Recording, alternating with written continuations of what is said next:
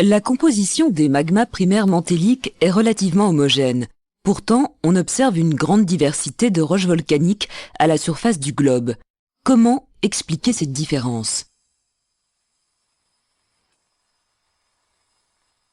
Une portion du manteau supérieur entre en fusion à des profondeurs variant entre 50 et 150 km, plus rarement 200 km, pour produire des magmas basaltiques. Lorsqu'il y a fusion du manteau, le pourcentage du magma basaltique produit varie d'un faible pourcentage à 20%. Des expériences ont montré qu'à partir de quelques pourcents de fusion, le magma commence à percoler à travers la matrice solide du manteau. Le comportement de ce liquide basaltique est largement contrôlé par sa densité 2,8 qui est inférieure à celle du manteau 3,3. Son extraction progressive peut être observée à l'état fossile dans certains massifs de manteaux portés à l'affleurement.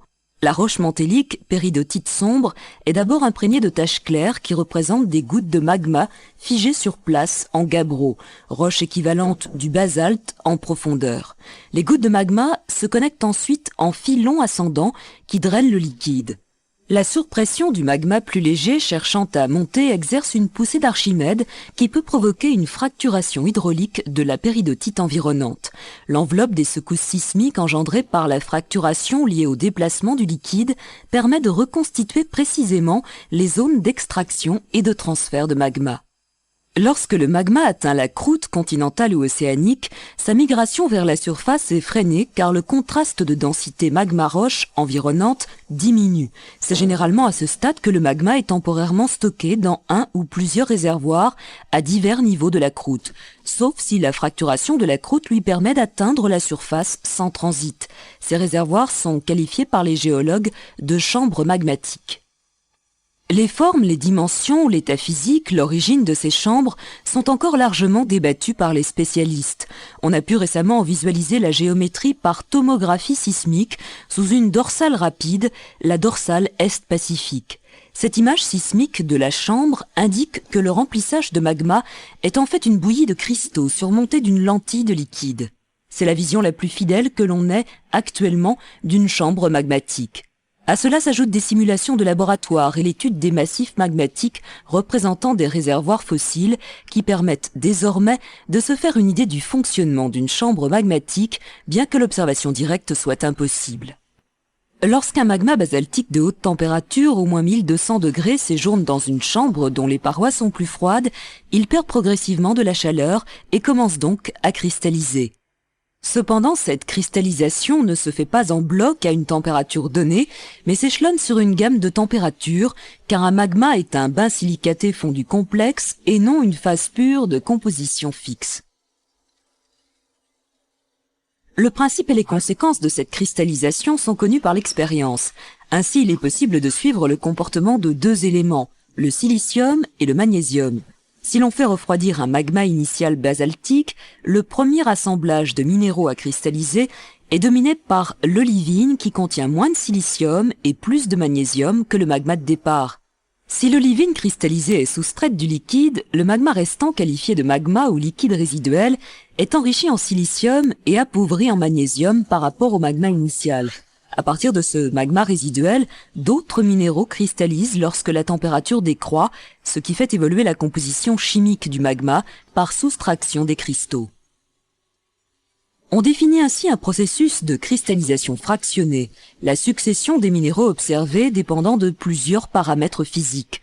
L'évolution des magmas, induite par cette séquence de cristallisation, est un exemple de différenciation magmatique.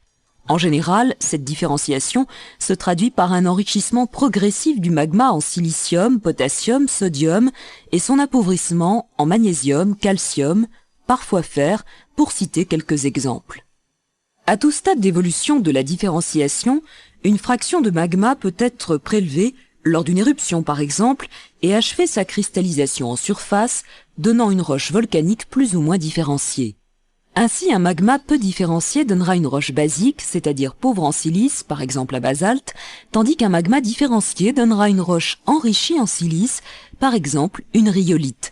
L'ensemble de ces roches cogénétiques constitue une série magmatique. Ce processus est probablement le plus efficace des mécanismes de diversification des roches volcaniques. La chambre est remplie par un magma basaltique qui cristallise au contact des parois froides, tandis qu'il est brassé par des courants de convection à l'intérieur du réservoir. Les premiers minéraux à cristalliser, les olivines par exemple, sont soustraits du liquide, en partie sous l'effet de la gravité. Ils sont aussi entraînés par les courants de convection et ont tendance à s'accumuler à la base de la chambre. Ils forment ainsi des lits de roches à gros grains, souvent à composition de gabbro, appelés cumulats, que l'on peut observer quand une chambre fossile est dégagée par l'érosion ou sous forme d'enclave remontée par un volcan qui aurait vidangé la chambre. De leur côté, les liquides résiduels plus légers, dont la composition évolue au fur et à mesure de la formation des cumulats, migrent vers le haut du réservoir et peuvent se stratifier selon leur densité, les liquides les plus différenciés acides se concentrant au sommet. Une chambre n'est pas un système clos. Elle peut être partiellement vidangée, notamment lors d'une éruption. Si la vidange intervient au début du processus de différenciation, le magma extrait de la chambre est basique, pauvre en silice, et donnera après dégazage une lave basaltique dans laquelle les minéraux riches en fer et en magnésium, appelés ferromagnésiens, prédominent. À partir d'un stade plus évolué de la différenciation, les laves émises seront intermédiaires, par exemple des andésites. Ici, les ferromagnésiens commencent à diminuer au profit de minéraux plus riches en silice et en alcalins, tels que les feldspaths. À partir d'un magma différencié, acide donc riche en silice, les laves émises, trachytes ou rhyolites, contiennent en majorité des feldspaths, les ferromagnésiens devenant rares. Cet exemple de séquence de roches volcaniques appelée série magmatique s'est mis en place il y a à peu près 10 millions d'années dans le Velay, au sud-est du Massif central. Dans certains cas, la vidange d'un réservoir peut être plus importante, s'accompagnant généralement de dynamisme explosif. Ainsi, la vidange progressive à partir de son sommet d'une chambre zonée produit des retombées volcaniques montrant une zonation inverse. Ce fut le cas lors d'une éruption de Crater Lake en Oregon, aux États-Unis, il y a 6800 ans. L'expulsion brutale de volumes de magma importants provoqua en outre un effondrement à l'aplomb de la chambre à l'origine d'une caldeira, vaste dépression de 9 km de diamètre. Mais le schéma de différenciation par cristallisation fractionnée est souvent perturbé par des réalimentations de magma basaltique en base de chambre dont les effets sont multiples.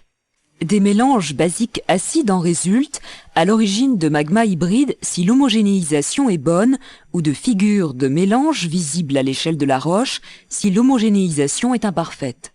La réinjection d'un magma basique de haute température au sein de magma acide plus froid en sommet de chambre provoque une surchauffe de ce dernier et un déséquilibre qui est un facteur important de déclenchement d'éruption. C'est probablement ce qui s'est produit lors de l'éruption de Crater Lake il y a 6800 ans. Des échanges avec les roches environnantes sont également possibles. Ils impliquent souvent la croûte continentale, généralement de composition granitique, qui peut contaminer les magmas d'origine mantélique. De telles interactions sont souvent signalées à l'affleurement par des enclaves de croûte granitique dans les roches volcaniques.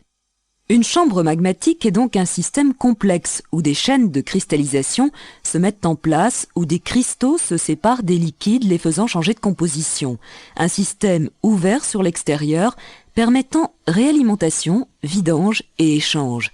C'est un relais essentiel sur le chemin de l'évolution des magmas et de la diversification des roches volcaniques. Et c'est bien souvent là que se déclenche l'éruption.